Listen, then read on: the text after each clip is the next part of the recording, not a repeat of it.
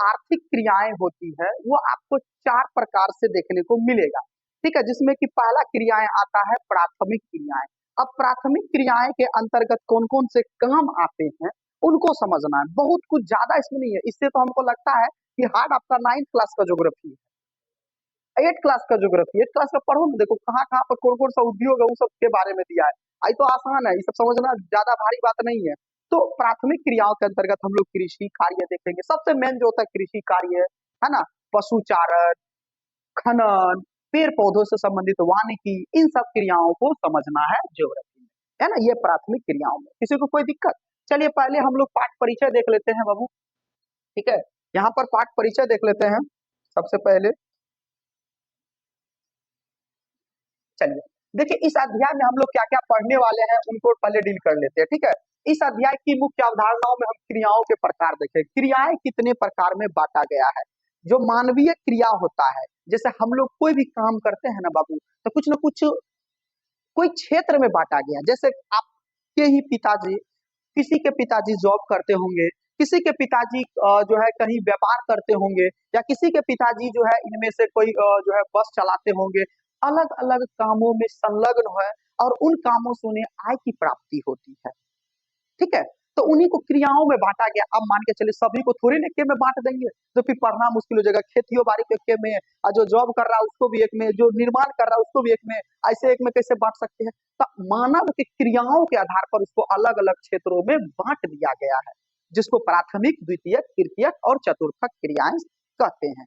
Clear है यहाँ तक? आप लोग बचपन में 3 क्रियाएं ही पढ़े होंगे, प्राथमिक, द्वितीयक, तृतीयक, 10 क्लास तक इतना ही है। लेकिन इसमें एक और क्रियाएं जुड़ जाती है, चतुर्थक क्रियाएं। तो प्राथमिक क्रिया यानी क्रियाओं के प्रकार समझेंगे।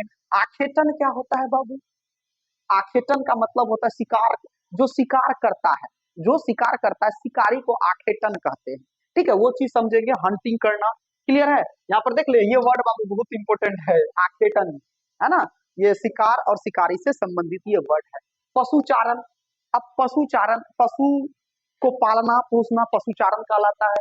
अब ऋतु प्रवास क्या होता है? ऋतु प्रवास का मतलब होता है कि कुछ कुछ ऐसे ऋतु होते हैं। प्रवासी का देखो, इससे पहले जो टॉपिक पढ़ाए थे मानव विकास से पहले, उसमें आपको हम प्रवास का अर्थ समझाए थे कि प्रवासी का मतलब होता है एक स्थान से दूसरे स्थान तक जाना, प्रवासी कहलाता है। तो ऋतु में, ऋतु का मतलब क्या होता है? मौसम, सीजन में। अब देखो कोई कोई गर्मी के मौसम में चल जाता है हिमालय, हिमालय ना जाएगा, है ना, पहाड़ियों, पहाड़ी वाले इलाके में चल जाता है। बस समझ में आ गया? तो उसी को प्रवास कहते हैं, रहने के लिए। तो इसी तरह से ऋतु प्रवास का कॉन्सेप्ट समझेंगे इस चैप्टर में। वाणिज्य, है ना, वाणिज्य। अब व्यापार क्या होता है उनको समझेंगे। वाणिज्य का मतलब होता है व्यापार। वाणिज्य का मतलब क्या होता है बाबू? व्यापार। ठीक है, इंग्लिश में कॉमर्स। चलिए, पशुधन पालन। अब पशु का पालन पोषण किस तरह से किया जाता है। अब कृषि के बारे में समझेंगे, सबसे मोस्ट इंपोर्टेंट कृषि यानी एग्रीकल्चर। अब कृषि कितने प्रकार के होते हैं, गहन कृषि क्या होता है, निर्वाहन कृषि क्या होता है, अलग अलग तरह के कृषि के बारे में समझेंगे। पहले के लोग कैसे कृषि करते थे, ठीक है, कौन कौन सी टेक्निक थी, इनके बारे में गहन अध्ययन करना है। साथ ही साथ निर्वाह कृषि, गहन कृषि, रोपण कृषि, ये सब क्या होता है, इन सभी के प्रकार को इस चैप्टर में विस्तार पूर्वक समझना है। और इसी के साथ हमारा चैप्टर अंत हो जाएगा। ज्यादा कुछ इसमें है भी नहीं। किसी को कोई दिक्कत? परिचय में समझ में आ गया? चलिए, सबसे पहली बात तो क्रियाओं के प्रकार को समझ लेते हैं बाबू। ये आर्थिक क्रियाएं क्या होती है, पहले आर्थिक क्रिया समझ लेते हैं। आर्थिक का मतलब होता है वैसा काम जिससे हमारा अर्थव्यवस्था चले। कौन सा? अर्थव्यवस्था। अब सर अर्थव्यवस्था का होता है, तो अर्थव्यवस्था का मतलब होता है वह काम जिससे हमारा भरण पोषण हो। जैसे एक बात बताइए, आपके पिताजी मान के चलिए बस ड्राइवर है, तो उसको आय की प्राप्ति कहाँ होती है? आपका घर किन स्रोतों से चलता है? आपका पिताजी बस ड्राइवरी करते हैं तो उसको इनकम की प्राप्ति होती है, तब आपका घर चलता है। तो आय का प्राप्ति कहाँ से? ड्राइविंग करके हुआ। तो आर्थिक क्रियाओं में यानी मानव वह काम करता है, जो भी काम करे जिससे उनको आय की प्राप्ति हो। किस क्या प्राप्ति हो? इनकम की, यानी पैसा का प्राप्ति होगा, तो उसे ही आर्थिक क्रिया कहते हैं। देख लीजिए, कहता कि मानव के द्वारा किए जाने वाले सभी क्रियाएं जिससे क्या हो? इनकम हो। अब कहेंगे सर कोई अध्यापक होगा तो बच्चे को पढ़ाता है, तो उनका स्रोत वही हो गया आय की प्राप्ति। अगर कोई मान लीजिए मजदूर है, तो मजदूर अपना मजदूरी करता है। सबसे तो मजदूर यहाँ पर शारीरिक परिश्रम करता है, वो उसका क्या हो गया? आय की स्रोत हो गया। अब किसी कोई जॉब करता है तो वो आय का स्रोत हो गया। तो मानव का वह सब काम जिससे आय की प्राप्ति होती है, इनकम की प्राप्ति होती है, क्या कहलाता है? आर्थिक क्रियाएं कहलाता है। अब इसी में बाबू तुमको पता होगा कि अब अलग अलग लोग काम करते हैं, हर क्षेत्र में अलग अलग लोग हैं। कोई जॉब करता है, कोई व्यापार कर रहा है, कोई बड़का बड़का फैक्ट्री खोले है, कोई मजदूरी करता है, कोई खेती करता है। तो सबको एक में गेज मूट के थोड़ी ना पड़ेंगे। खिचड़ी में से कहेंगे आपको दाल अलग करिए, कर पाइएगा? समस्या हो जाएगा ना। तो क्या करेंगे हम यहाँ पर? तो अलग अलग प्रकार में उसको हम लोग क्या करेंगे? बांट देंगे। ठीक है, समझो यहाँ का मतलब क्या होता है? आखिर ये जो इकोनॉमिकल जोन है, क्यों बांट रहे हैं इसको? आखिर आवश्यकता क्यों है? इन चीज को समझोगे तभी ना तुम अपनों से बना के लिख लोगे। हम पहले बता दिए, डे फर्स्ट से ही बता दिए, थ्योरी पढ़ रहे हो बाबू। हर उस लेवल को, भाषा को तोड़ के क्षेत्रीय भाषा में समझने का कोशिश करो। पूरा फुल हिंदी बोलेंगे, दिमाग के ऊपर से जाएगा। अभी इससे पहले एक शब्द था आखेटन, तो आखेटन का मतलब अच्छे से समझाएंगे तभी तो समझ में आएगा। तो हर वो कॉन्सेप्ट जो आप समझ पाओ उसी को देना ही बाबू सबसे बेस्ट होता है। समझ में आ गया? वैसे तो समझ ही जाइएगा, लेकिन हम हमेशा कोशिश करते हैं अपने भाषा में, अपना बोलचाल में, जो तुम समझ रहे हो, जिस पे तुम्हारा ध्यान पूरा रहता है, उसको तुम कंबाइन करके पढ़ाई के साथ जोड़ो, मजा तब आएगा। क्योंकि सीधा सीधा हमारा मतलब है, आप थोड़ी ना हम एग्जाम्पल समझाए कि खिचड़ी की तरह मिला देना, तो तुमको थोड़ी ना वहां लिखना है। तुम तो समझ ही गए ना कि मतलब कि कहना क्या चाह रहा है ये टॉपिक। समझ में आ गया? यही चीज है। चलिए, तो क्लियर है। तो अर्थात मानव का सब काम जिससे वह आय को अर्जित करता है, आर्थिक क्रियाएं कहलाता है। बातें समझ में आ गया? आर्थिक क्रियाएं किसे कहते हैं बाबू? इंपॉर्टेंट है, पूछेगा क्वेश्चन में, है ना। इकोनॉमिक एक्टिविटीज क्या होता है? अब देखो यही आर्थिक, जैसे उदाहरण दे लेते हैं पहले। उदाहरण, एक व्यक्ति अपने बाग में काम करना, अपने बाग बगीचा में काम करना, उससे उनको इनकम की प्राप्ति होती है, तो क्या हो जाएगा? आर्थिक क्रियाएं हो जाएगा। अब देखो, एक शिक्षक का बच्चों को पढ़ाना, एक मजदूर का फैक्ट्री में काम करना इत्यादि, ये सभी क्या, कौन सी क्रिया है बाबू? आर्थिक क्रिया है। किसी को कोई दिक्कत इकोनॉमिकल एक्टिविटी समझने में? बहुत आसान तरीके से समझिए, ज्यादा इसमें कुछ विशेष नहीं है। चलिए आगे देख लेते हैं। अब कहता है कि आर्थिक क्रियाओं को कितने भागों में बांट दिया गया है? 4 भागों में। आसान है याद करना, पहला, दूसरा, तीसरा, चौथा। तो प्राथमिक, द्वितीयक, तृतीयक, चतुर्थक, कहानी खत्म। बस आपको याद रखना है कि इस प्राथमिक सेक्टर के अंतर्गत कौन से काम आते हैं, द्वितीयक सेक्टर के अंतर्गत कौन से काम आते हैं, तृतीयक के कौन से काम आएंगे, चतुर्थक के कौन से काम आएंगे। तो बाबू प्राथमिक क्रियाएं में सबसे मेन जो आपका आता है, वो सबसे ज्यादा जो जरूरी आता है, कृषि। कृषि, इसमें आएगा चारागाह, चारागाह आएगा, पशुचारण आएगा, क्या आएगा? पशुचारण आएगा। ठीक है, ये सभी चीजें, आखेटन आएगा, इसी में क्या आ जाएगा? आखेटन आ जाएगा, शिकार करना, है ना। वानिकी आएगा, क्या आ जाएगा? वानिकी आएगा। ये सभी चीजें जो होती है, ये प्राथमिक क्रियाएं के अंतर्गत आती है। खेती बाड़ी कर रहे हैं, यानी सीधा सीधा समझो कि प्राकृतिक संसाधनों पर जो निर्भर रहता है और उसी को क्या करता है, बदल करके जो जीवन यापन करता है, वो प्राकृतिक, वो कौन सा हो गया? प्राथमिक क्रिया। तब प्राथमिक से प्रकृति याद रखिएगा, प्रकृति से जुड़ा हर वो चीज वो प्राथमिक क्रिया के अंतर्गत जाएगा। सोचिए तो खेती बाड़ी कहाँ से करेंगे? प्राथमिक क्रिया पर ही ना रहेंगे, प्रकृति पर निर्भर रहते हैं। चारागाह भी तो प्राथमिक क्रिया, मैदान में जो है चारागाह करवाते हैं। आखेटन हो गया, पशुचारण, वानिकी, ये सब चीजें प्राथमिक। वानिकी का मतलब होता है जंगल लगाना, जंगलों से संबंधित होता है वानिकी। ठीक है, जंगलों से संबंधित होता है वानिकी। तो सभी तो प्रकृति पर ही निर्भर रहते हैं। तो बात समझ में गई? ये सभी क्रियाएं क्या हो जाएगा? आर्थिक क्रियाएं आती है, सॉरी प्राथमिक क्रियाएं होती है। किसी को कोई दिक्कत प्राथमिक क्रियाएं में? चलिए द्वितीय क्रियाएं समझ लेते हैं, क्योंकि बाबू इसका डिफिनेशन हम नहीं किए हैं, इसको खुद से समझिएगा, इसे हम जानबूझ के छोड़ दिए हैं। ठीक है, इस पेज को देखो, छोड़े हो, इसको हम ऐसे समझना है सभी को। ठीक है, तो प्राथमिक क्रियाएं क्या होता है? कृषि, चारागाह, है ना, वानिकी, इसके बाद पशुचारण, आखेटन इत्यादि। अब देखिए द्वितीय क्रियाएं के अंतर्गत क्या होता है बाबू। अब देखो द्वितीय क्रियाएं के अंतर्गत आता है निर्माण। क्या आता है? निर्माण, उद्योग, है ना, जिसको हम लोग कहते हैं कारखाना। क्या कहते हैं बाबू? कारखाना, फैक्ट्री। ये सभी क्या आता है? द्वितीय क्रियाओं के अंतर्गत आता है। अब देखिए प्राकृतिक क्रिया तो कर दिए, आपको कोई सामान बनाता है, जैसे आप लोग चिप्स की फैक्ट्री में जाते होंगे तो चिप्स बनता है, चिप्स खाए हैं, लेज खाए हैं। तो आलू उगाए किसान, आलू उगाया, प्राथमिक क्रिया वाला लोग, और द्वितीय क्रिया में ले जाकर के उसका अलग रूपांतरण कर देता है। तो वो सभी क्रियाओं में भी तो लोग शामिल होते हैं ना। और वो सभी क्रियाओं में जो लोग शामिल होते हैं वो द्वितीय क्रिया में होते हैं। बातें समझ में आ गई? किसी को कोई दिक्कत? द्वितीय क्रियाएं क्या होती है? इसमें निर्माण, उद्योग और कारखानों से संबंधित है। किसी को कोई दिक्कत? चलिए, ओके। अब तृतीय क्रिया क्या होता है भाई? तो तृतीय क्रिया को बाबू कहते हैं सेवा क्षेत्र। कौन सा क्षेत्र कहते हैं? सेवा क्षेत्र। यानी इसमें वैसा काम आता है जिसमें लोग एक दूसरे को सेवा प्रदान करते हैं। जैसे हम आप लोग का सेवा कर रहे हैं, समझ में आ गया? हम इसमें कुछ को निर्माण कर रहे हैं, प्रकृति पे डिपेंड है, सेवा कर रहे हैं। जैसे अध्यापक, डॉक्टर, वकील, बस ड्राइवर, जॉब करने वाला, इंजीनियर, ये सभी क्या आता है? सेवा क्षेत्र के अंतर्गत आएगा। याद रखिएगा बाबू। जैसे यहाँ पर हम लिख देते हैं डॉक्टर हो गया तुम्हारा, शिक्षक हो गया तुम्हारा, है ना, जो जॉब करता है हम लिख देते हैं जॉब होल्डर, है ना, जॉब वाला हो गया जो जॉब करता है, ये समझिएगा आप लोग, है ना। ये सभी क्या होते हैं? ड्राइवर हो गया, क्या हो गया? ड्राइवर हो गया। संचार हो गया। संचार का मतलब समझ रहे हो? कम्युनिकेशन डिपार्टमेंट, जैसे फोन वोन सब में जो संचार होता है ना, उसी को कहते हैं कम्युनिकेशन। उसमें भी कई सारे लोग संलिप्त होते हैं। तो ये सभी क्या आ गया आपका? किस सेवा के अंतर्गत आएगा? तृतीय क्रियाएं के अंतर्गत आएगा। किसी को कोई दिक्कत? चलिए, और चतुर्थ क्रिया में बाबू सूचना प्रौद्योगिकी आता है। कौन सा आता है? सूचना प्रौद्योगिकी, है ना, सूचना प्रौद्योगिकी। इनसे सूचना प्रौद्योगिकी, जिससे हमें सूचना मिलता है, प्रौद्योगिकी का मतलब होता है उद्योग, तो सूचना प्रौद्योगिकी से रिलेटेड ये चतुर्थ क्रियाएं आती है। तो किसी को कोई दिक्कत? आर्थिक क्रियाओं के क्षेत्र। आगे है बाबू प्राथमिक क्रिया। अब देखो प्राथमिक क्रिया को एक्सप्लोर किए हैं, हालांकि वहां पर ज्यादा शॉर्ट में है। तो देखिए कहा था कि प्राथमिक क्रियाएं प्रत्यक्ष रूप से प्रकृति पर्यावरण पर निर्भर है। प्राथमिक क्रिया अभी किस पे बोले थे? प्राथमिक क्रिया प्रत्यक्ष रूप से किस पर निर्भर रहता है? पर्यावरण पर निर्भर रहता है।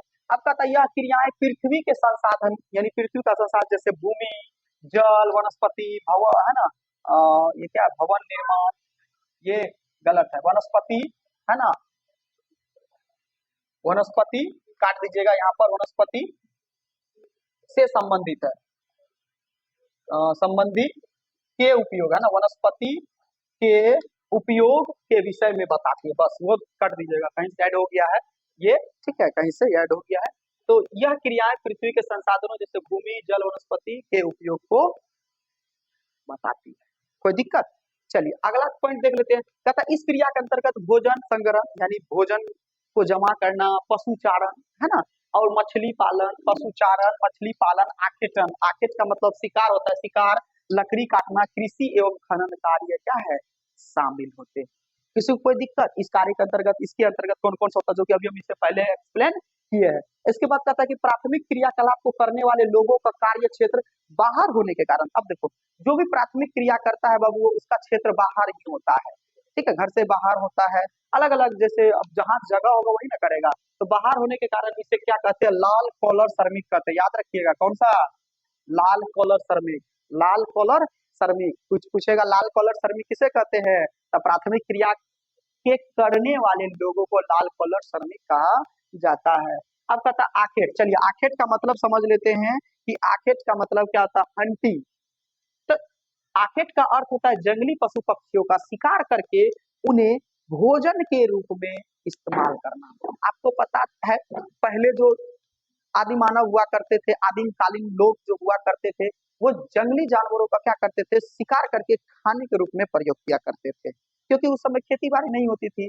फिर धीरे धीरे धीरे जब पता चला कि एक पूरा एरिया का जंगली जानवर को मार करके साफ कर दिया, अब थोड़ी ना है बाबू कि तुरंते तुरंते जानवर बड़ा होगा, जानवर को बड़ा होने में समय लगता है। पता चला यहाँ के इस एरिया को जानवर को मार के साफ कर दिए, चल देता था फिर दूसरे जगह, फिर वहां के जानवर, अब देखो जानवर को मारने में दिक्कत इनको भी होता था ना, ऐसा थोड़ी है कि सिर्फ हम गए जानवर को मार दिए, कहीं कहीं पता चला शेर बाघ से पंगा पड़ गया तो इन लोग का भी जान जाता था, तो बड़ी समस्या आती थी। तो वहां के लोगों को दिक्कत होता था, औजार भी सब उस तरह के ठीक ठाक नहीं थे वहां उस समय के। तो इन्होंने एक दिमाग लगाने लगा कि अब किसी तरह से इन्होंने खेती बाड़ी करना सीखा, ठीक है। तो आखेट का मतलब समझ में आ गया कि जंगली जानवरों को मार करके उससे भोज्य पदार्थ, भोजन का मतलब, भोज्य का मतलब होता है भोजन, भोजन के रूप में खाना ही क्या होता था?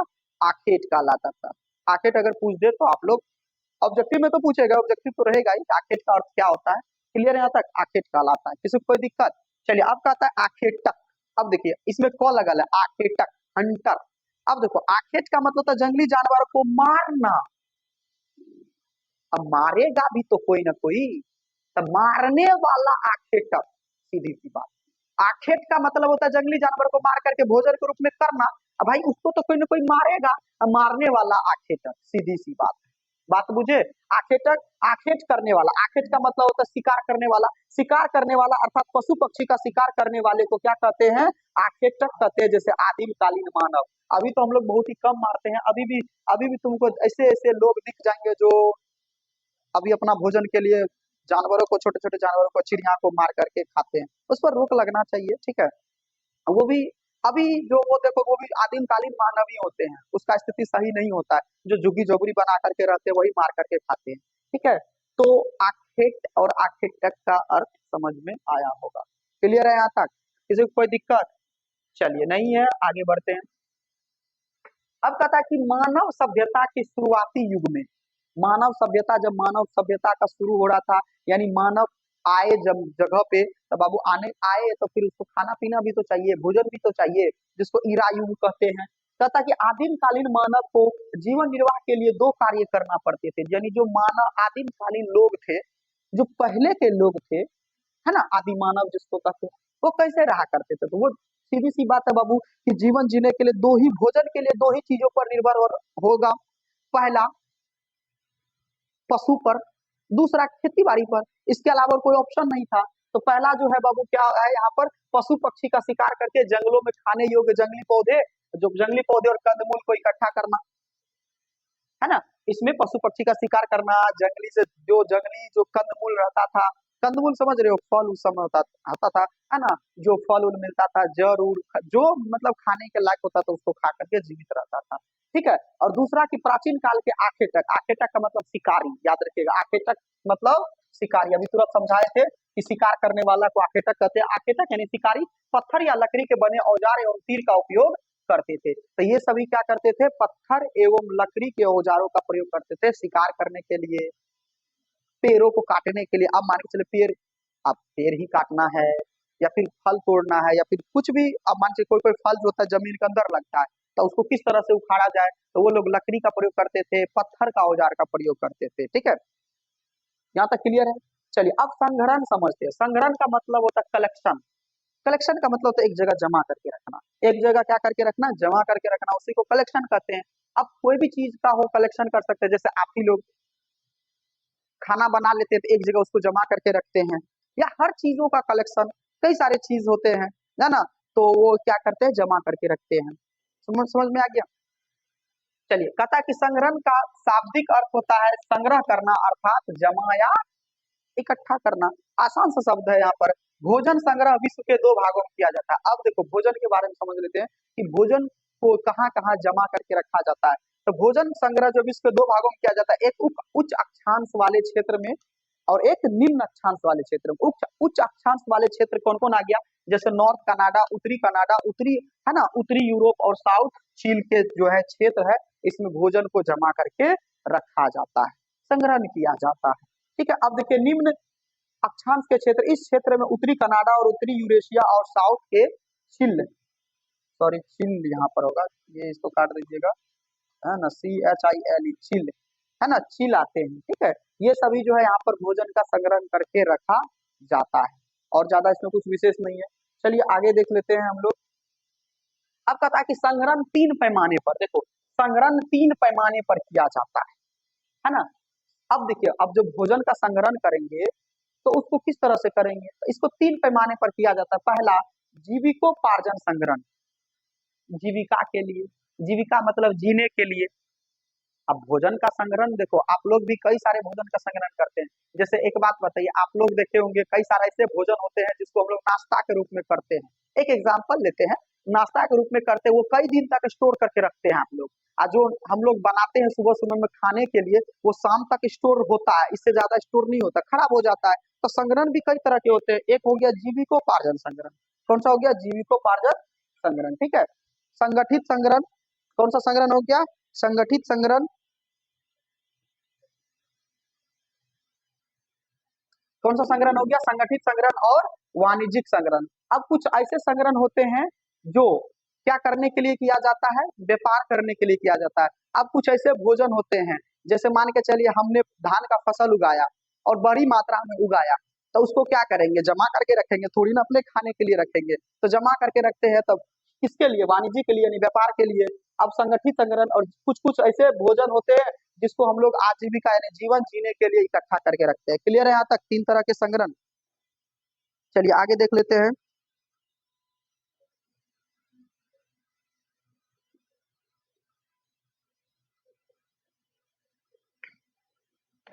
चलिए ठीक है, आगे देख लेते हैं। अब कहता है कि पौधे के विभिन्न भाग का उपयोग। अब हमारा अगला टॉपिक है कि पौधे। अब देखिए बाबू, पौधा तो सबसे इम्पोर्टेंट है, क्योंकि हम लोग अपने भोजन के लिए, सिर्फ भोजन के लिए ही नहीं, कई और सारे कामों के लिए भी पौधों पर निर्भर रहते हैं। अभी आप देख रहे हो बाइक का जो टायर देख रहे हो, चक्का देख रहे हो, वो भी बाबू किससे बना है ना? पेड़ पौधे से ही जो है प्राप्त हुआ है वो। हालांकि उसको सिंथेटिक तरीके से, है ना, रसायन का प्रयोग किया गया है उसमें, लेकिन वो भी, उसमें भी पेड़ पौधे का इस्तेमाल हुआ है। और गोंद हो गया, ये सभी किसमें बनाते हैं हम लोग? पेड़ पौधे से ही प्राप्त जो है वहां पर बनाया जाता है ना? चलिए इसके बाद देखते हैं, कहता है कॉर्क को बनाने में पत्तियों का उपयोग, है ना? कॉर्क देखो क्या होता है, पत्ती पत्ती देखो, कुछ कुछ ऐसे आप लोग देखोगे, पहले जो होता था, भोज खाए हो? भोज, भोज खाने वाला पत्ता होता था, पहले पत्तियों का बनाया जाता था, है ना? पत्ती के बहुत सारे चीजों को बनाया जाता है। पत्ती से जो है, पेड़ पौधे के पत्तियों से जो है कॉर्क का निर्माण किया जाता है यहाँ पर। अब देखो, कॉर्क वो कॉर्क नहीं जो खेलने वाला कॉर्क होता है, उस कॉर्क का बात नहीं, ये उपयोगी कॉर्क होगा। चलिए, कुनेन। अब देखिए कुनेन, अब अलग अलग शब्द है यहाँ पर। कुनेन हम लोग देख लेते हैं इमेज में, इमेज आपको ऐड करना चाहिए था, छूट गया, है ना? कॉर्क जैसे कुनेन, ये सब जो है ना ऐड कर देना चाहिए था, लेकिन ऐड नहीं किए, हम दिखा देते हैं, ठीक है। कहता है कि पुनेन के लिए छाल का उपयोग, साथ ही साथ चमड़ा के लिए, देखिए चमड़ा के लिए, है ना, चमड़ा के लिए भी क्या किया जाता है? पेड़ों का उपयोग किया जाता है। आप लोग देखे होंगे कुछ कुछ चमड़ा का चीजों को पहनते हैं, तो ऐसा जरूरी नहीं कि सिर्फ जानवरों के ही चमड़े का उपयोग किया जाता है, पेड़ पौधे का भी उपयोग किया जाता है। अब कहता है कि पेड़ के तने का उपयोग बालाका गोंद, है ना, गोंद बनाने में गो होगा, दो गोंद तथा राल बनाने के लिए उपयोग में किया जाता है। अलग अलग तरह के नामे हैं, अभी हम दिखा देते हैं, ठीक है। गोंद बनाने में, राल बनाने में इसका उपयोग किया जाता है। अब देखो चिंगम, यहाँ देखो, देख रहे हो चिंगम। चिंगम खाने अथवा चबाने के बाद जो शेष बचता है, तो लोग देखेगा व्हाइट व्हाइट कलर का शेष बचता है ना? वो भी पेड़ पौधे के दूध से ही बनाया जाता है, जिसको क्या कहते हैं? चिकल कहते हैं। जिसको क्या कहते हैं? चिकल। जिसको बैलून की तरह फुलाते हैं, वहां पे लिख दी भी ये दिए है कि जो शेष बचता है, जिसको गुब्बारा जैसा फुलाया जाता है। क्या किया जाता है? फुलाया जाता है। गुब्बारा के जैसा क्या किया जाता है? फुलाया जाता है। उसे क्या कहते हैं? चिकल कहते हैं। वो भी किससे बनता है? पेड़ पौधे से ही प्राप्त होता है। बात समझ में आ गया इतना दूर? चलिए आगे देख लेते हैं हम लोग, पशुचारण। पशुचारण भी आया था हमारा मुख्य में, कि पशुचारण क्या होता है, इसको समझ लेते हैं बाबू। कहता है कि पशुओं का अपनी आय अथवा भोजन प्राप्ति के लिए, भजन लिखा हुआ भोजन हो जाएगा बाबू, कहीं कहीं आप लोग पीडीएफ में देख लीजिएगा, सुधार कर लीजिएगा, है ना? भोजन प्राप्ति के उद्देश्य से पालन करना ही पशुचारण कहलाता है। तो पशुचारण क्या कहलाता है कि देखिए, अब पशुचारण दो तरीके से होता है। एक तो वैसा पशुचारण जिसको हम लोग व्यापार करने के लिए करते हैं, जैसे भी देखो मुर्गा बड़ी मात्रा में पाला जाता है, और रोज कई लाख करोड़ों मुर्गा भारत में खाया जाता है। बात समझ में आ रहा है? अंडा पालन, है ना? अब कई तरह के ऐसे पशु पाले जाते हैं, जैसे भेड़। भेड़ का देखोगे ऊन, भेड़ से क्या हम लोग प्राप्त करते हैं? ऊन प्राप्त करते हैं। तो वो क्या हो गया कि हम लोग व्यापार करने के लिए पालते हैं, कभी कभी अपने भोजन के लिए भी पाल लेते हैं, ठीक है। तो पशुओं को भोजन के लिए या फिर व्यापार के लिए पालना, ये क्या कहलाएगा? पशुचारण कहलाएगा। क्लियर है यहाँ तक? क्या कहलाएगा? पशुचारण कहलाएगा। कहता है पशुचारण तब शुरू हुआ था जब आखेट, आखेट, आखेट का मतलब होता है हंटिंग, है ना? आखेट पर निर्भर वो रहने वाले समूह अथवा मानव ने यह महसूस किया कि केवल आखेट पर निर्भर रहने से भरण पोषण नहीं हो सकता, तब पशुपालन या पशुचारण करना शुरू किया। मतलब इसकी शुरुआत तब हुई जब आदिम कालीन जो मानव थे, जो आदि मानव थे, उन्होंने देखा कि कब तक शिकार करेंगे भाई, अब इस एरिया के जंग जानवर को मार के खत्म कर दे, फिर दूसरे एरिया में गए, कब तक भागते फिरेंगे? कहा ना, ऐसा नहीं, ऐसा करते हैं, भोजन तो रोज जरूरी है, जो मार करके खाते इसको अच्छा पालना शुरू कर दो। पालेंगे, फिर पालेंगे, आराम से कहीं जाना भी नहीं पड़ेगा, भटकना भी नहीं पड़ेगा, अपना घर में रहेगा, जब मन तब रात बिरात खा लेंगे। नहीं तो पता चलेगा रात बिरात को हम शिकार करने के लिए जाना पड़ता था। तो इन्होंने क्या किया कि पालना शुरू किया, यानी पशुचारण शुरू किया। और इसे कब महसूस हुआ कि जब ये देखा कि आखेटक यानी जो शिकार करते थे तो जानवरों की संख्या कमी हो रही थी, तो इन्होंने क्या दिमाग लगाना शुरू किया कि अब इसको क्या करा जाए, पालना शुरू किया जाए। जानवरों को उन्होंने पशुचारण करना शुरू किया। कोई दिक्कत यहाँ तक? चलिए आगे देख लेते हैं। अब चलवासी पशुचारण। चलवासी पशुचारण क्या होता है बाबू? कहता यह एक प्राचीन जीवन निर्वाह व्यवसाय रहा जिसमें पशु चारक अपने भोजन, वस्त्र और औजार और यातायात के लिए पशुओं पर ही निर्भर होते हैं। अब देखिए पशु है ना, चलवासी पशुचारण क्या होता है? पशुचारण का मतलब तो समझ में आ गया कि अपने भोज्य पदार्थ के लिए या व्यापार के लिए जो जानवरों को पाला जाता है पशुचारण कहलाता है। अब कहता है कुछ कुछ ऐसे चलवासी पशुचारण, इसमें भी क्या आता है बाबू कि जानवरों को, जैसे ऊंट को देख लो, ऊंट को देखो सवारी के लिए भी उपयोग किया जाता है, जब उसको भी हम लोग तो पालते हैं ना, तो चलवासी पशुचारण कहलाएगा। घोड़ा हो गया, गधा हो गया, चलवासी पशुचारण है ना, एक जगह से दूसरे जगह जाने के लिए, साथ ही साथ भोजन के लिए भी, साथ ही साथ उससे व्यापार करने के लिए भी किया जाता है। वही क्या हो जाएगा, चलवासी पशुचारण। देखो यहाँ यातायात का मतलब होता है एक जगह से दूसरे जगह जाना, ठीक है, चलवासी पशुचारण कहा जाता है। ठीक है, चलिए आगे देख लेते हैं। जैसे देखो यहाँ पर वस्त्र आया, वस्त्र से भेड़ पालते हैं हम लोग, चलवासी पशुचारण। भोजन, भोजन के लिए बकरी, मुर्गा, ये सब जो है चलवासी पशुचारण। औजार के लिए हाथी, हाथी के सूंड से, दांतों से औजार बनाए जाते हैं, अलग अलग तरह के जो है गहने बनाए जाते हैं। ये सब क्या होता है, चलवासी पशुचारण। क्लियर है यहाँ तक? कहता है वह अपने पालतू पशुओं के साथ पानी एवं चारागाह की भी उपलब्धता तथा गुणवत्ता के अनुसार एक जगह से दूसरे जगह जाते थे। अब देखो कहीं कहीं मान के चलिए, अब ऐसा जगह जहाँ काफी गर्मी लगती हो, तो वहां पशु की मरने की संभावनाएं ज्यादा होती थी, तो वो लोग क्या करते थे, वहां से दूसरे जगह जहाँ थोड़ा ठंड इलाके होती थी या फिर पहाड़ी इलाकों पर जा करके वहां पर पाला करते थे। फिर गुणवत्ता के हिसाब से या मौसम के हिसाब से, जरूरत के हिसाब से वो एक जगह से दूसरे जगह जाया भी करते थे। क्लियर है यहाँ तक, चलवासी पशुचारण। अब कहता है जैसे देखो यहाँ पर समझो, ये मुख्य पॉइंट है, यहाँ पर जितना आप कलरफुल किए हैं ये सारा इंपॉर्टेंट है।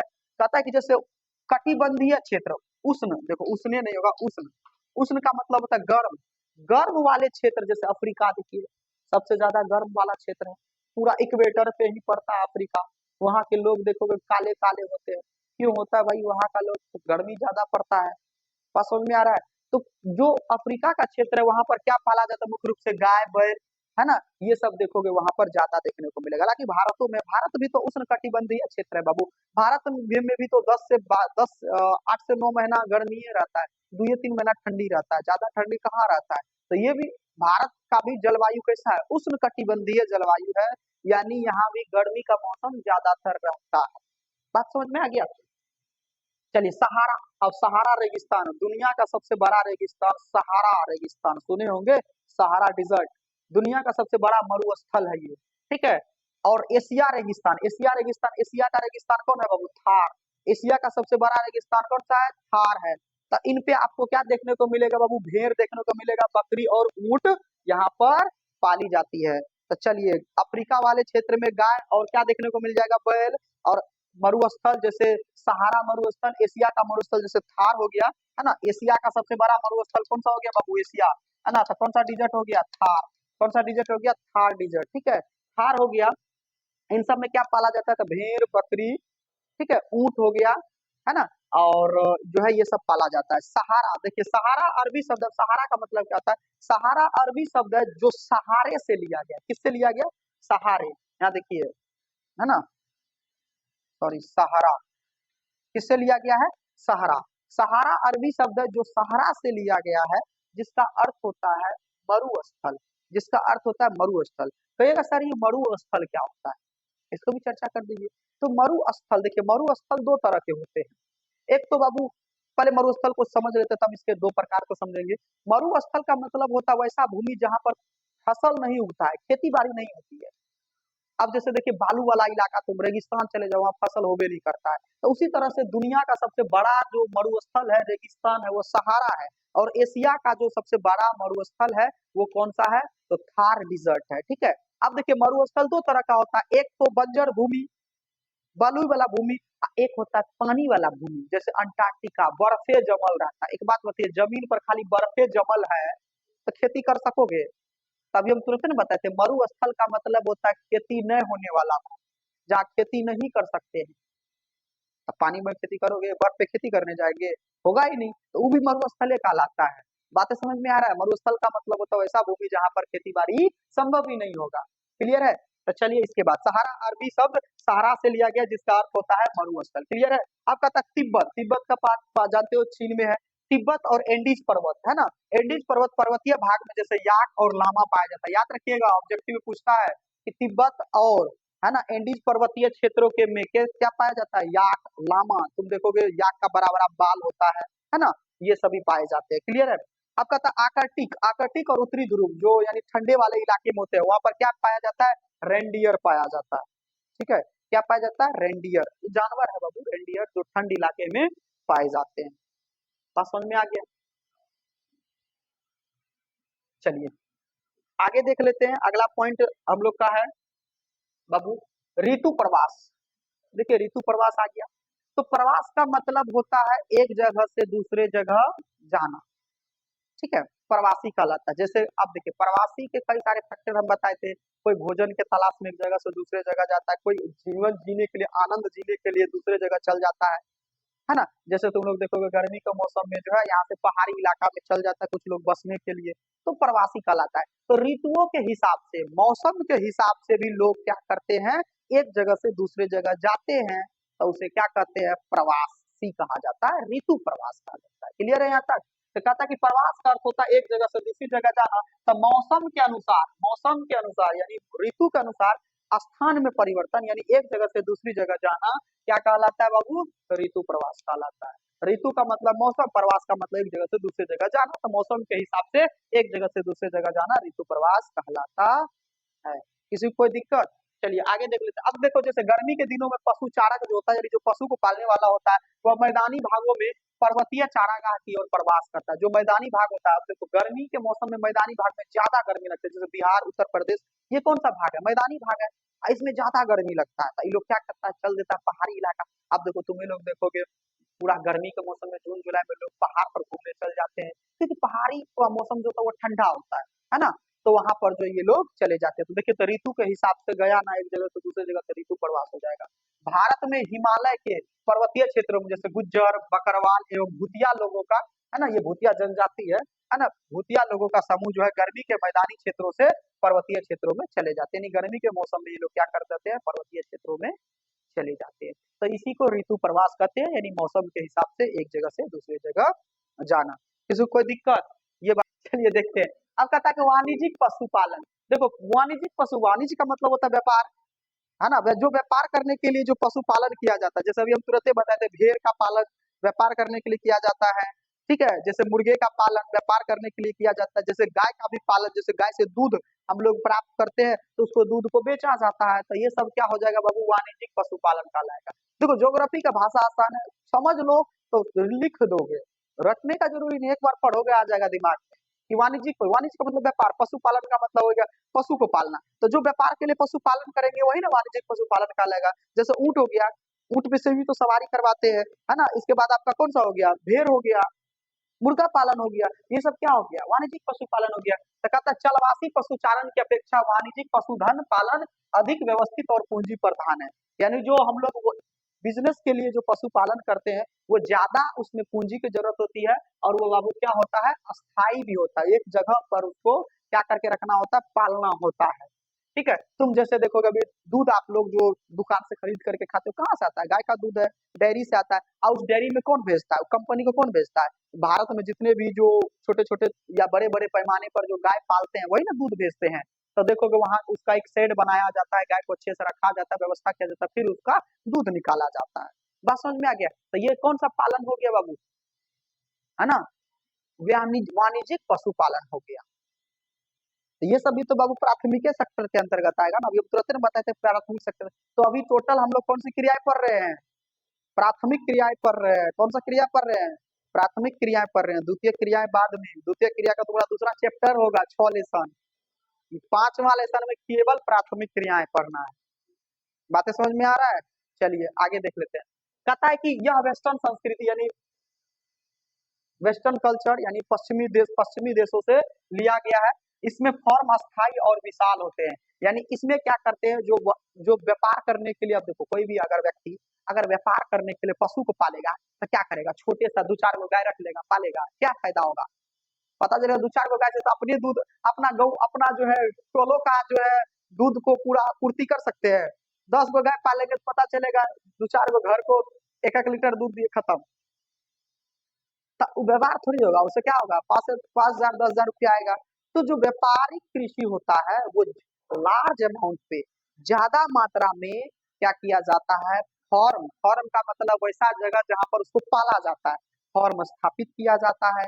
ज्यादा पूंजी की आवश्यकता होती है। ये जो है क्या स्थिर होता है, एक ही जगह पे इसको क्या किया जाता है, पाला जाता है। नहीं कि मौसम के हिसाब से चलो भैया खोल के चल दिए, पहाड़ी इलाका होगा, नहीं होगा। वो चलवासी पशुचारण में ऐसा होता था।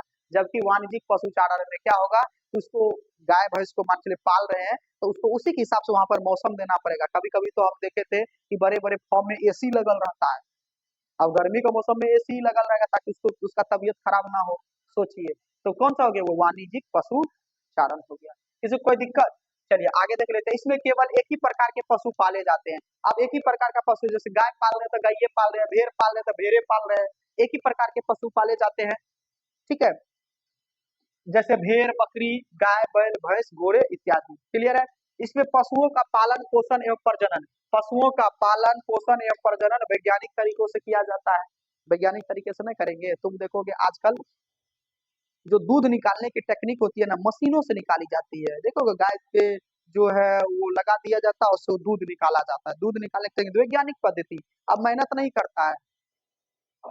और इस तरह से बनाया जाता है कि उसका जो गोबर निकलता है एक नाला के माध्यम से अपने बह के निकल जाता है। नहाने वहाने का व्यवस्था एक मोटर सिस्टमेटिक ढंग से गाय को गुजारा जाता है, पानी उस पर छिड़क जाता है, नहा लेता है। अब बरसों कोई नहीं मारता है, वो एक उसको एक जो है एक सिस्टम से, मतलब इस तरह से जो है एक कमरा बना होता है, इससे गाय को गुजारा जाता है। इस पे बरस लगा होता है, यहाँ पे बरस लगा होता है, यहाँ पे बरस लगा होता है। गाय गुजरेगा, ऊपर से पानी, ऊपर से बरस ऐसे ऐसे पोंछ पाछ देता है। ऐसा सिस्टम हो गया है।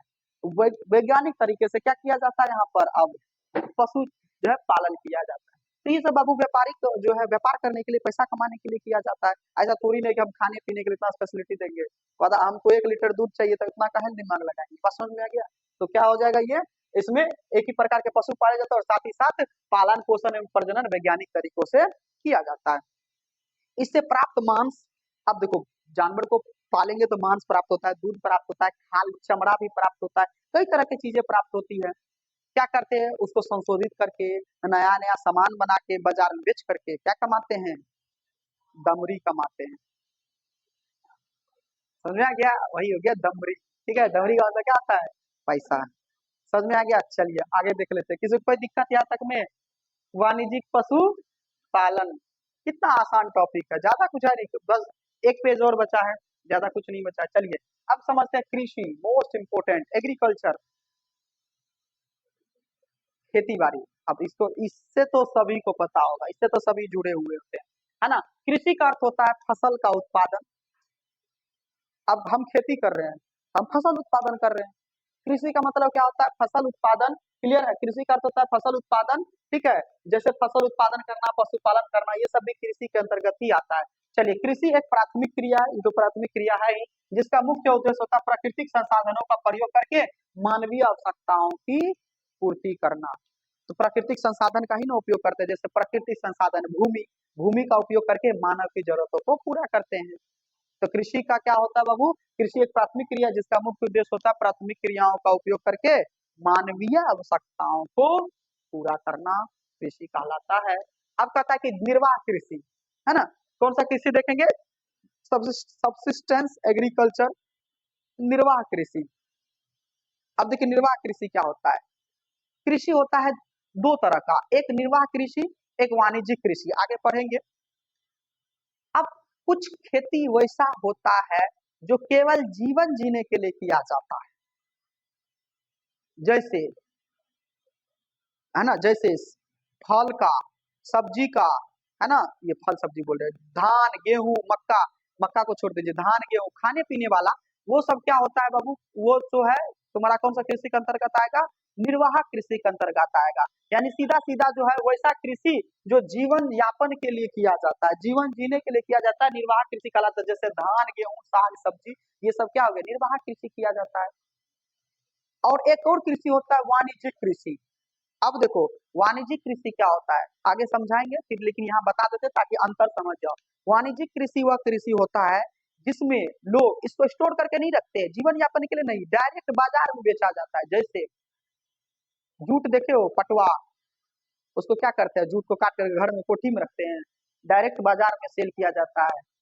तंबाकू, रेशम, रेशम देखे हो, रेशम जिससे वस्त्र बनाई जाती है, क्या करते हैं उसको खाने पीने के लिए करते हैं, डायरेक्ट बेच देते हैं बाजार में।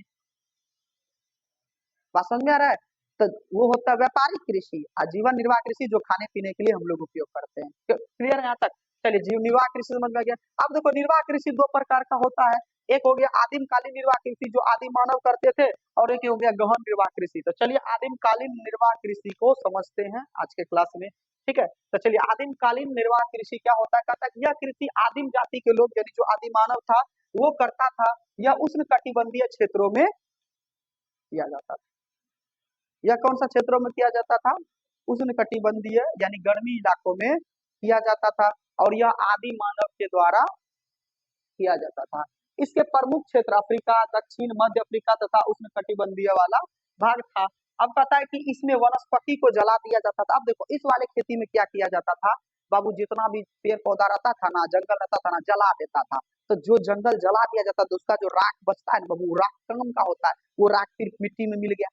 क्योंकि राख किसका होता था, पेड़े पौधे का होता था ना, और वो मिल जाता मिट्टी में तो उर्वरा शक्ति को बढ़ा देता था। तो चूंकि उस समय खाद तो होता नहीं था, खाद होता था नहीं होता था। अभी ना हम लोग डीएपी पोटास जो है अलग अलग तरह के मैन्योर का प्रयोग करके फसल सीजन पे सीजन उपजाते हैं। पहले आदि मानव के पास ना खाद थी ना उस तरह का जानकारी था, तो लोग क्या करते थे, एक जगह पूरा जला दिया जाता था और जला करके खेत में राख को मिला देता था और वहां पर खेती करता था। लेकिन बाबू एक बात बताओ, खेती करते करते तो उसका उर्वरा शक्ति खत्म होगा कि नहीं होगा। पता चलेगा हम इसमें खेती कर रहे हैं, ना कोई गोबर का प्रयोग कर रहे हैं ना कोई खाद का प्रयोग कर रहे हैं, कितना साल खेती करिएगा, 2 से 4 साल 5 साल, और धीरे धीरे धीरे उर्वरा शक्ति कम हो जाता था, तो फसलें नहीं उपजता था। तब फिर आदि मानव क्या करता था, चलो चलो यहाँ से चलो, फिर दूसरे जगह जंगल में गया, काट कूट करके फिर आग लगा करके फिर वहां 5 साल खेती किया, फिर दूसरे जगह इसी तरह से लोग खेती किया करते थे बाबू। और भी खास करके गर्मी गर्म वाले मौसम में करते थे, ठंडी वाले थोड़ी ना कर पाएंगे। और वैसे जगह खेती करते थे जहां पर पानी की सुविधा होती थी, खास करके नदियों सब के किनारे पे खेती करते थे। और वो सब उस समय बरसात भी तो ज्यादा हुआ करता था, जंगल ही होता था तो बरसात ज्यादा होता था, आजकल में बरसात कम होता था। तो क्या करता था, ये लोग का उर्वरा शक्ति समाप्त हो जाता था खेतों का, तो एक जगह से दूसरे जगह जाते थे, तो स्थानांतरण करते थे। तो इसलिए इसको स्थानांतरित कृषि भी कहा जाता है, याद रखिएगा। स्थानांतरित कृषि या आदिम कालीन निर्वाह कृषि। क्लियर है यहाँ तक। अब कहता है कि जला दिया जाता था, जली हुई राख की परत उर्वरक का काम करता है, इसे दहन कृषि, देखो एक और नाम आया है दहन कृषि। इसे दहन, दहन का मतलब होता है जलाना, दहन का मतलब भी होता है जलाना, तो दहन कृषि भी कहते हैं। इसमें खेतों का आकार क्या होता है, छोटे छोटे होते हैं। अब बड़ा इलाका पर थोड़ी नहीं करेगा, कैसे करेगा, क्योंकि उस समय खेती जो मिट्टी को कोड़ा जाता तब तक हल बैल भी तो नहीं होता था। उस समय कुदाली से, फावड़ा से, लकड़ी से कोड़ा जाता था। क्या तो क्या करेगा, 2 किलोमीटर तक खेती करेगा। आजकल तो ट्रैक्टर आ गया, बीघा का बीघा जोत देता है, 2 घंटा खेती होता था। तो पहले इतना तो होता नहीं था, तो छोटे छोटे आकार के होते थे। और औजार होता था कुदाल, है ना, फावड़ा लकड़ी का, है ना, देख रहे हैं यहाँ पर लकड़ी कुदाल एवं फावड़े से की जाती थी यहाँ की खेती। अब कहता है इसमें मिट्टी की उपजाऊ खत्म हो जाने के बाद कृषक नए क्षेत्र में जंगल को जला करके दूसरे मतलब नए क्षेत्र में जाकर के फिर जंगल को जला करके खेती किया करते थे। यानी जब यहाँ की मिट्टी की उर्वरा शक्ति समाप्त हो गई तो दूसरे जगह जाकर के कृषि करते थे। क्लियर है यहाँ तक। तो इसलिए इसे क्या कहते हैं, इसे भूमि की उर्वरता कम हो जाना अर्थात इसकी सबसे बड़ी समस्या थी। अर्थात आदिम कालीन जो निर्वाह कृषि था उसे स्थानांतरण कृषि भी कहते हैं। यानी एक जगह से दूसरे जगह भी जाता था वो, क्योंकि यहाँ की उर्वरा शक्ति समाप्त हो जाती थी तो दूसरे जगह जाता था। और कौन, इस कृषि का एक और नाम अभी हम लोग सुने थे, दहन कृषि। कौन सा कृषि बाबू, दहन कृषि, जला करके किया जाता था। तो ये हो गया आपका आदिम कालीन निर्वाह कृषि। अब कहता है कि यह जो कृषि है, इस कृषि को भारत के उत्तर पूर्वी राज्यों में झूमिंग कृषि, याद रखिएगा ऑब्जेक्टिव पूछेगा, इस कृषि को दहन, ये जो है दहन निर्वाह कृषि कहो या स्थानांतरित कृषि को, हम लोग स्थानांतरित कृषि ज्यादा मात्रा में समझते हैं। इस कृषि को भारत के उत्तरी पूर्वी इलाका, जैसे हम लोग का इलाका हो गया, तो कौन सा कहलाता है, झूमिंग। क्या कहलाता है, झूमिंग। तो स्थानांतरित कृषि को क्या कहते हैं, झूमिंग। अगर अमेरिका और मेक्सिको का बात करेंगे तो इसका नाम क्या है, मिल्क। वहां का नाम क्या है, मिल्क। अगर इंडोनेशिया और मलेशिया का बात करेंगे तो वहां का नाम क्या है, लबान। वहां का नाम क्या है, इसी कृषि को स्थानांतरित कृषि का अलग अलग नाम है, अलग अलग बोली जाती है।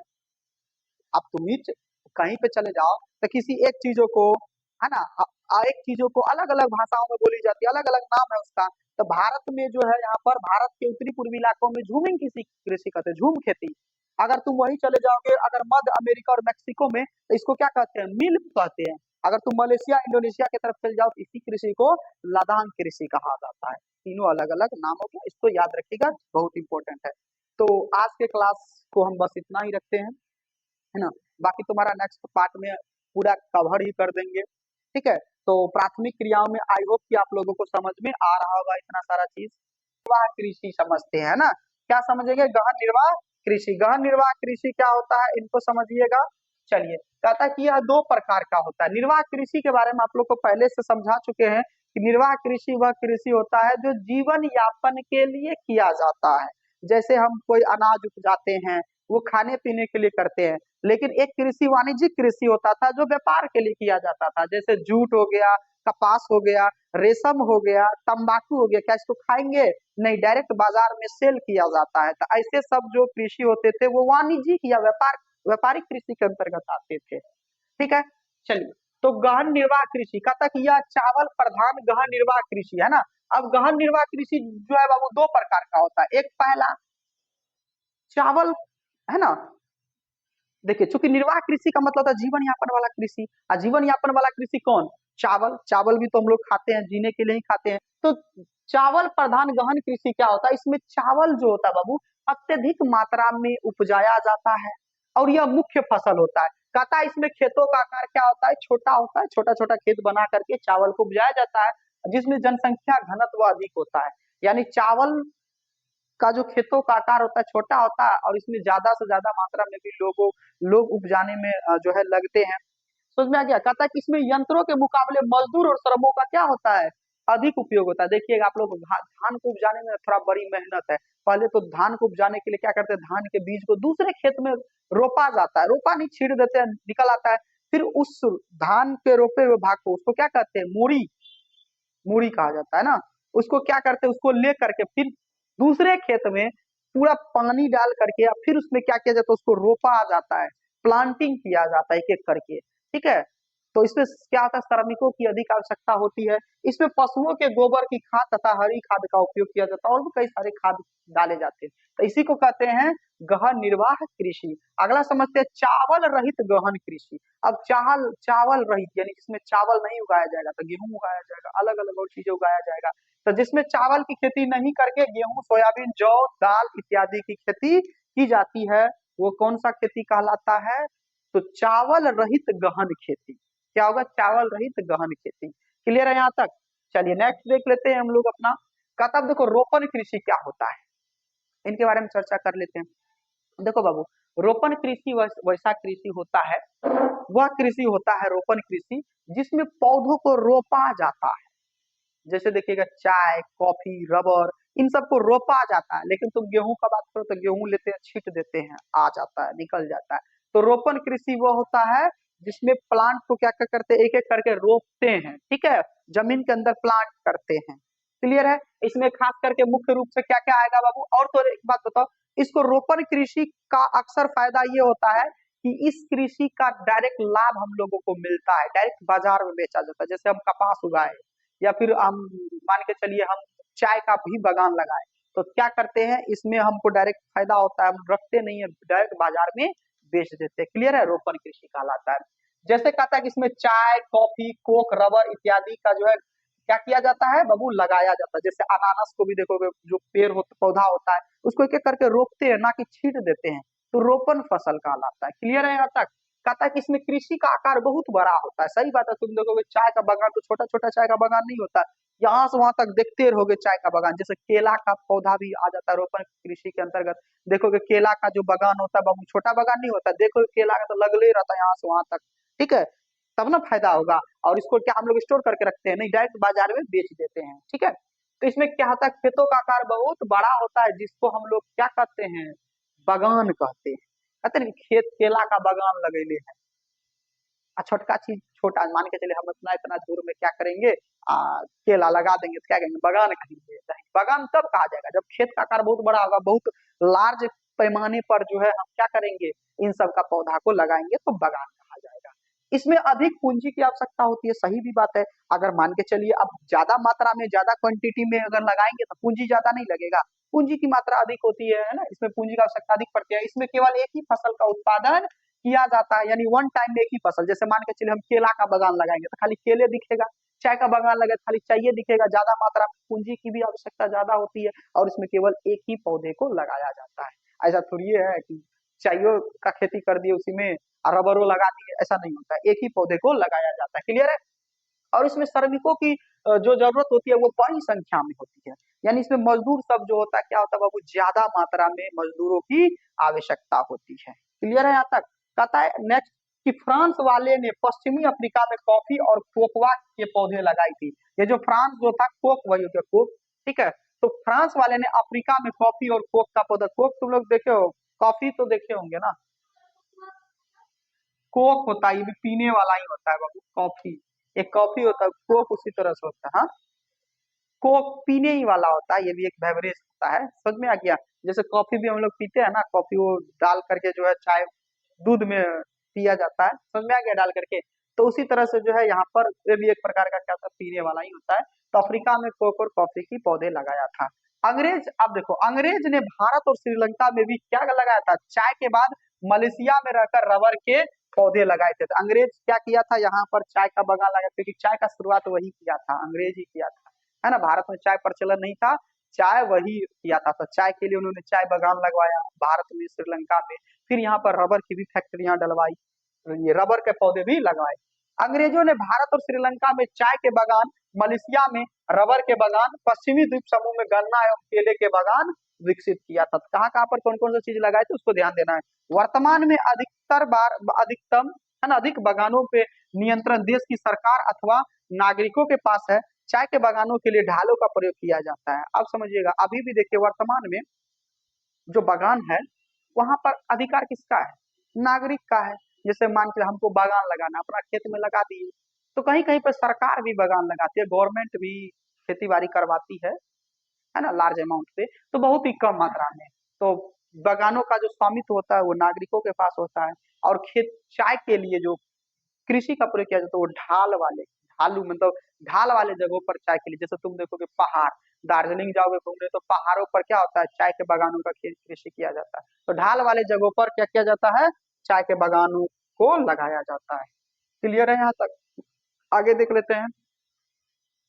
अब देखो विस्तृत वाणिज्य कृषि, वाणिज्य का मतलब होता है व्यापार, वह खेती बाड़ी जिससे हमें क्या व्यापार करते हैं, क्या करते हैं, व्यापार करते हैं। व्यापारिक फसल तो आपको बता ही दिए थे, जैसे जूट हो गया, कपास हो गया, गन्ना हो गया, है ना, समझ में आ गया। ये सब कृषि, कौन सा कृषि कहलाएगा, व्यापारिक कृषि कहलाता है, क्योंकि डायरेक्ट इससे हमको मुनाफा प्राप्त होता है, डायरेक्ट इसको बेच करके हम लोग क्या करते हैं, पैसा अर्जित करते हैं।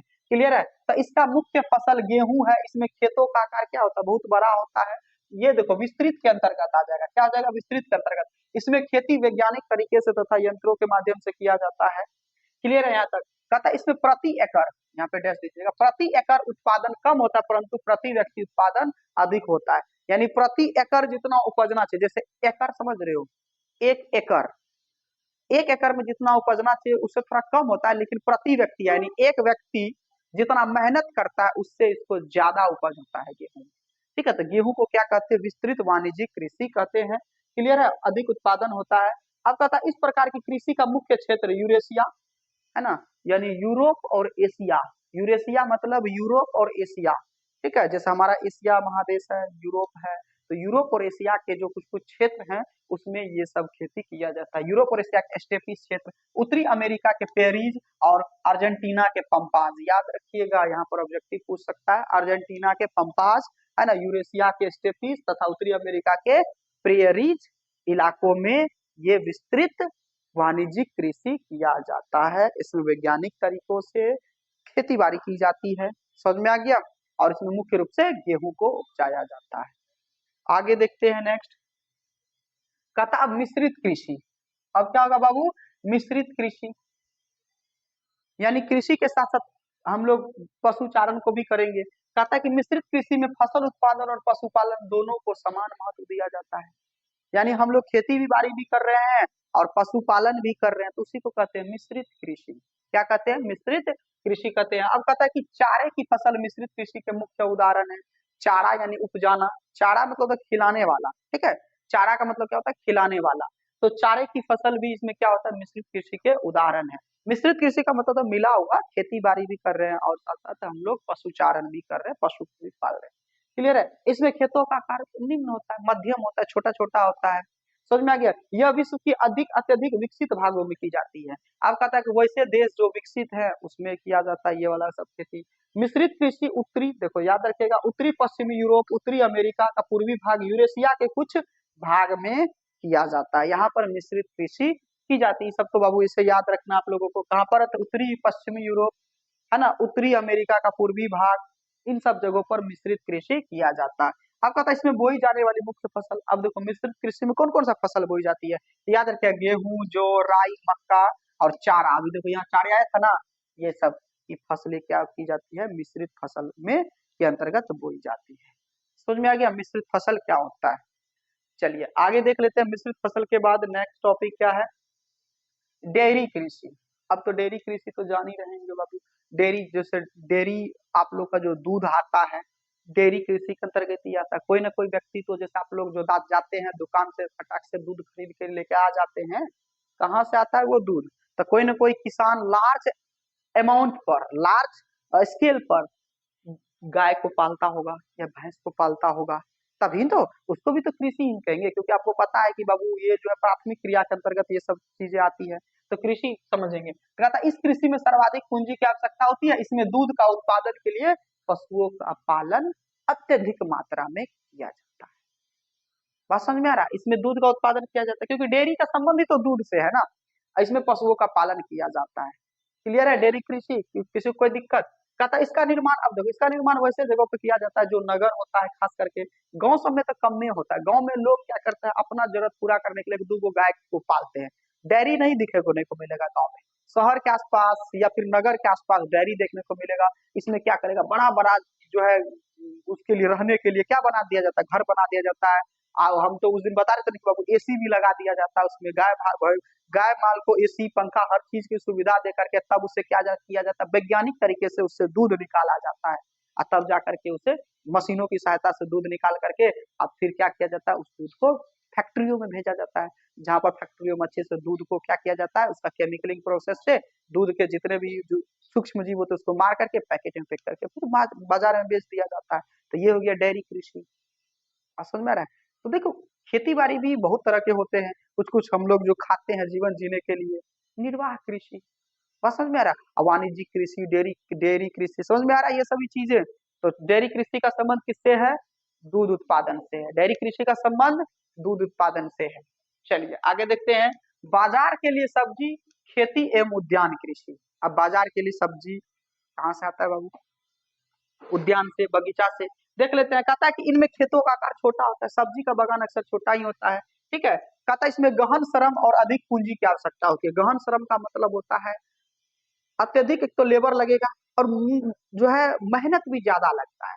आप सोचिए ना, कोई भी अगर आप फसल उपजाते हैं, खास करके सब्जी वगैरह सब, तो सब्जी वगैरह सब देखिएगा समय समय पर उसको देखभाल की जरूरत होती है। जैसे आप मक्का लगा दीजिए, कभी कतार पानी दीजिए, वो अपने बढ़ते रहता है, लेकिन सब्जी को देखना पड़ता है क्योंकि 3 महीना में हो जाता है सब्जी, हर चीज।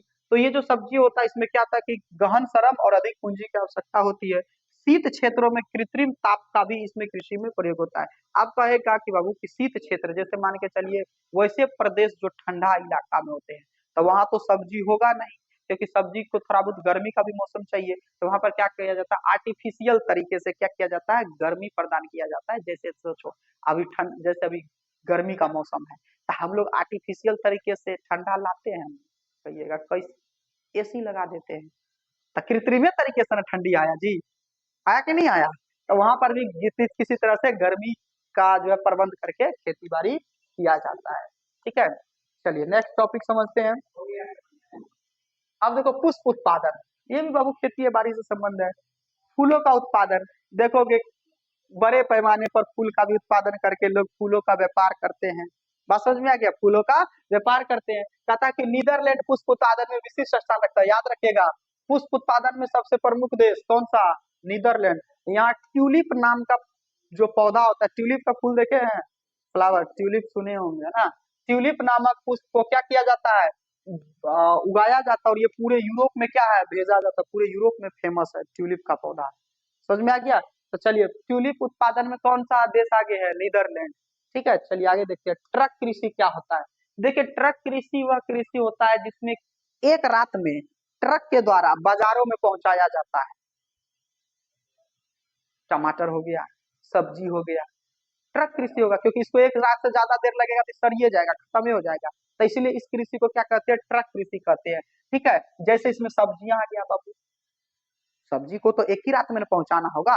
जैसे आज हम शाम में जो है ट्रक पे लाद दिए, कल सुबह सुबह तक में उसको मार्केट तक पहुंचना है, क्योंकि ज्यादा दिन हो जाएगा तो सब्जी खराब हो जाएगा। तो इस सब्जी को एक रात में ही पहुंचा दिया जाता है बाजारों तक, इसलिए से ट्रक कृषि कहा जाता है। क्या कहा जाता है, ट्रक कृषि। याद रखिएगा ट्रक कृषि किसे कहा जाता है, तो सब्जियां पैदा होता है। तो जिन प्रदेशों में कृषक केवल सब्जियां पैदा करता है, वहां इसे ट्रक कृषि के नाम से जाना जाता है।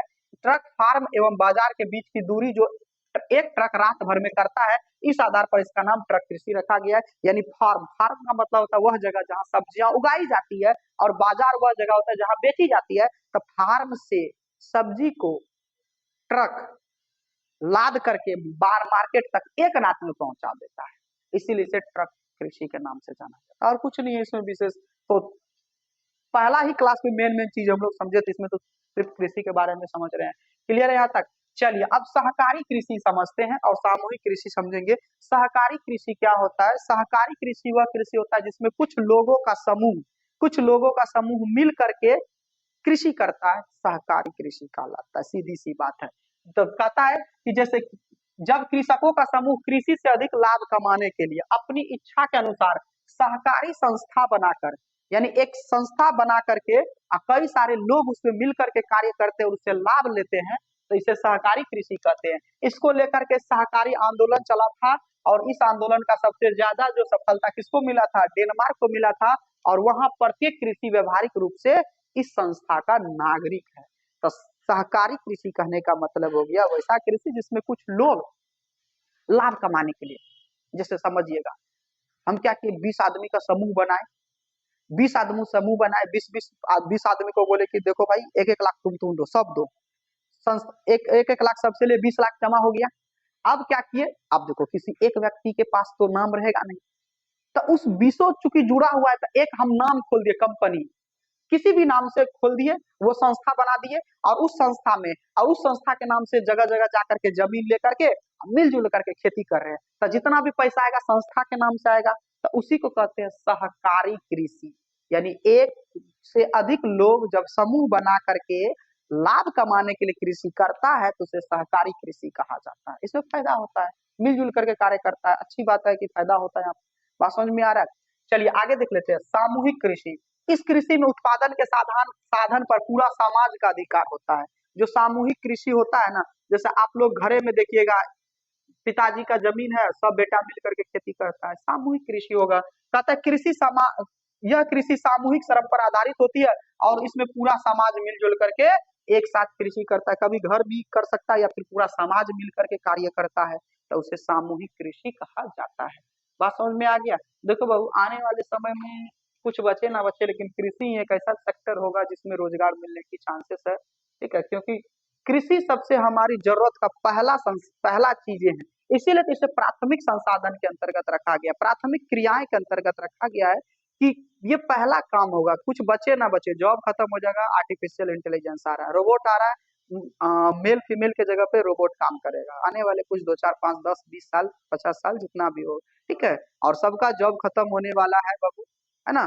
तो कृषि छोड़ करके और कोई रास्ता नहीं बचेगा, खत्म हो गया। अब देखिए खनन के बारे में समझ लेते हैं, खनन को इंग्लिश में कहते हैं माइनिंग। अब देखो कुछ कुछ पदार्थ, कुछ कुछ धातुएं जो होती है जमीन के अंदर से खोद करके निकाली जाती है, जिसे खनन कहा जाता है। खत्म, जैसे हीरा हो गया, सोना हो गया, चांदी हो गया, ये सब क्या हो गया, खोद करके निकाला जाता है, खनन कहते हैं। तो खनिजों को खोज करके पृथ्वी से निकालने की प्रक्रिया को क्या कहते हैं, खनन कहते हैं, माइनिंग कहते हैं। क्लियर है यहाँ तक। तो चलिए, आप लोगों का जो है इसी के साथ चैप्टर समाप्त होता है, प्राथमिक क्रिया।